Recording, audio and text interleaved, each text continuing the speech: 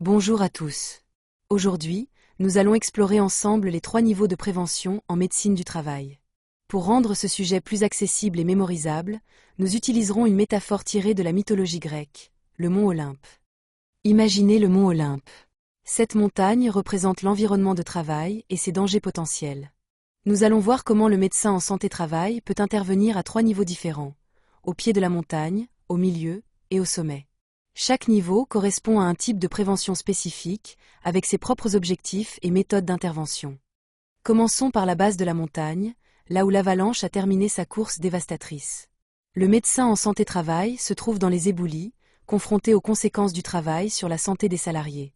À ce niveau, son rôle est de trier les victimes, d'évaluer l'état de santé de chacun et d'orienter les malades ou blessés vers les structures de soins adaptées.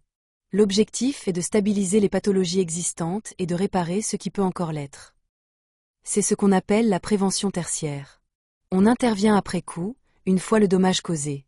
Bien que ce soit le niveau le moins efficace de prévention, il reste néanmoins crucial pour accompagner les salariés déjà touchés et éviter l'aggravation de leur état. Montons maintenant au milieu de la montagne. Ici, le médecin adopte une approche plus proactive. Il installe des filets anti-avalanche. Ces filets représentent les mesures de protection mises en place. Les protections collectives comme les systèmes d'aspiration pour les poussières ou les vapeurs nocives, et les équipements de protection individuelle, EPI, comme les masques, les gants, les casques ou les protections auditives.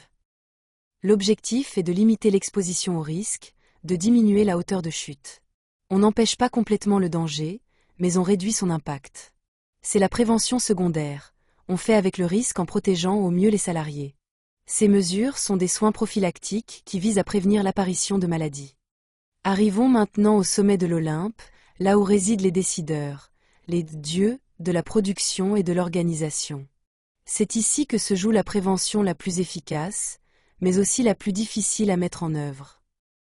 À ce niveau, le médecin en santé-travail doit convaincre les dirigeants qu'il est dans leur intérêt d'éradiquer les causes mêmes de l'avalanche en substituant par exemple un produit nocif par un produit anodin, une machine dangereuse ou polluante par une machine saine, ou encore en transformant une organisation de travail délétère par une organisation harmonieuse et fluide.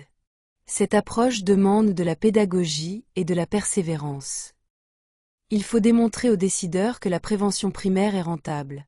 1 euro investi à ce niveau génère classiquement un retour rapide d'au moins 2 euros pour l'entreprise. Ce retour se manifeste par une réduction de l'absentéisme, une amélioration de la productivité, une baisse des coûts liés aux accidents du travail et aux maladies professionnelles, et une meilleure image de l'entreprise. C'est la prévention primaire. On supprime ou on réduit au maximum les dangers à leur source, avant même qu'ils ne puissent causer le moindre dommage. C'est le niveau de prévention le plus efficace et le plus durable.